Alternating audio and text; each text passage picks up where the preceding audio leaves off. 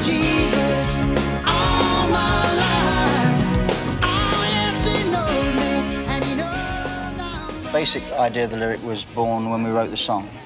And when you're working with the rough idea of, like, Jesus, he knows me and he knows I'm right, which was the thing that was improvised, taking that along its logical conclusion, you end up with talking about someone that's kind of fanatic, is sort of, I know what I'm talking about because I'm in touch with the Lord, you know, sort of manic Christians, really. And I think TV evangelists sum up that because they're making an incredible amount of money fleecing people, 90% of them fleecing people. And they claim that because Jesus, they're in touch with Jesus, everything's okay. God will take good care of you, which is to do as I say, don't do as I do.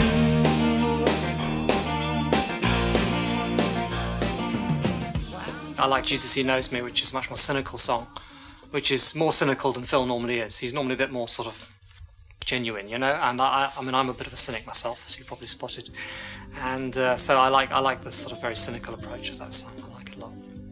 And it sounds good too. I mean, that's the other thing about lyrics, got to actually sound good when it's sung.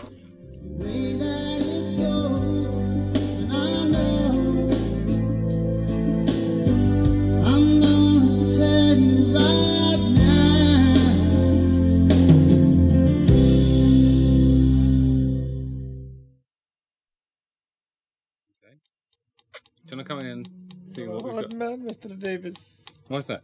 No, just say, do you want to come and have a listen to what we have here? No. No? Well, that's the only track, isn't it? Right. Oh, no, I went to that track. Okay. Huh? No, well, I'll just not sing for a bit, I suppose. Yeah. Just stand there and sulk. I get annoyed with myself. There's nothing else, really. Let's get the second verse. There are 71 minutes of music on We Can't Dance. Some came easier than others. Some were very hard work. You've got to be... Turn the fucking camera off for a minute. Just for a minute. Sometimes you get blocks. Like there was a block when we did BB Hit. For some reason, I was singing out of tune and I was getting very frustrated, so I went out for a bike ride. Came back and it was all right, really. I picked this one. Thank you so much for your support. 'Cause we're all played out. We've lost our way, yeah. Oh, I hope that you would be That one, I love that. It's really oh, so understanding. And by now you see that, oh no.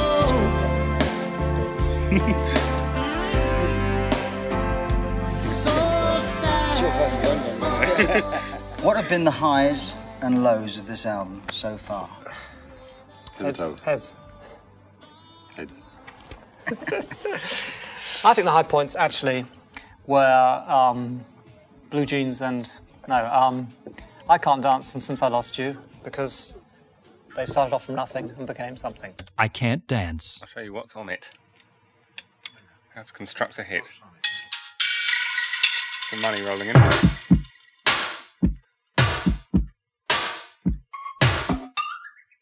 Yeah, well, there's more noises. It's all out of the keyboard. Just sort of percussion noises, really. And it's just Tony playing it like a keyboard rather than like a drum machine, which is quite interesting.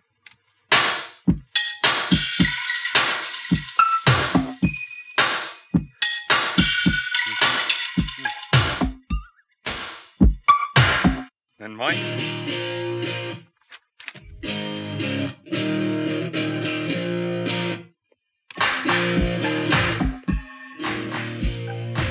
We called it Blue Jeans because it was like the riff had a sort of feel a little bit like the sort of songs they use in jeans commercials.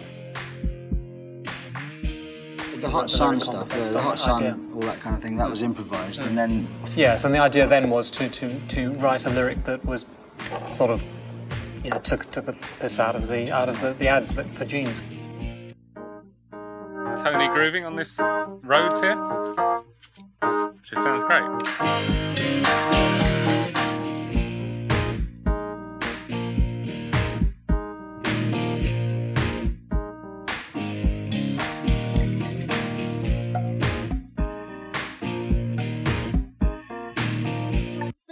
About me is the way that I walk.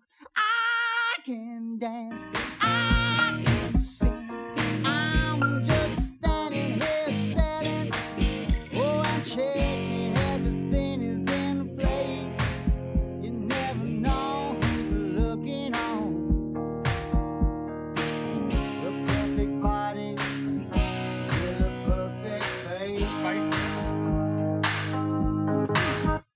some bass here. Yeah.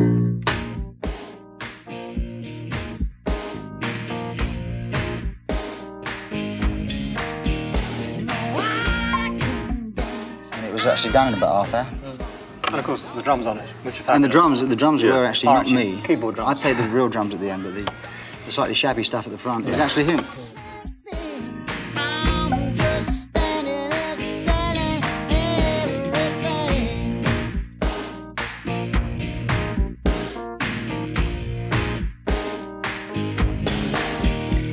I can walk.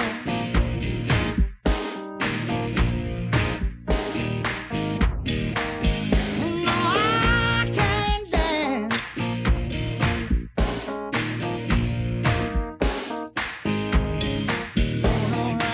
I can dance.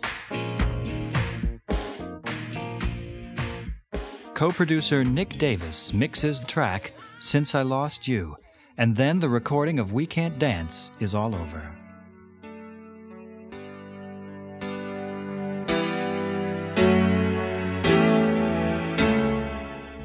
To be honest, I don't really think about an audience till now, till the album's finished.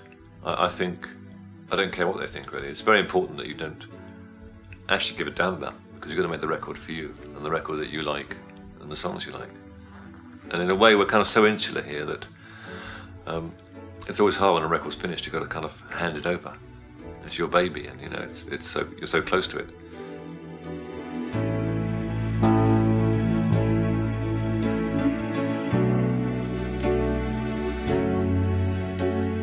I prefer to think of successful in terms of it was a successful project, in as much as what we set out to achieve we did, and we got it to sound good. Then you let this baby go and let it run away and enter into the real world, and of course that's when people either buy it or don't, you know, as the case may be.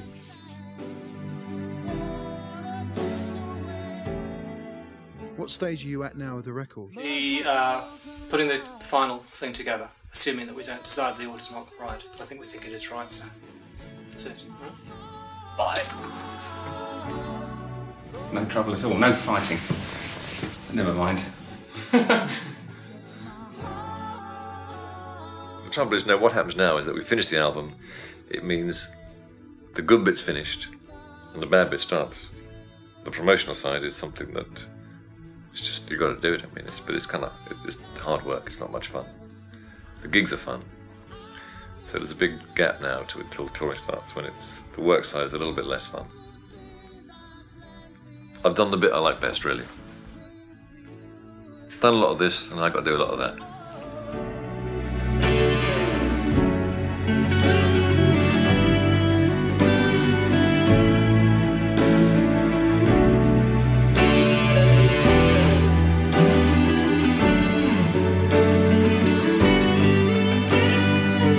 Held your hand so tightly. Is it hard to think of album titles? Tails. It can be.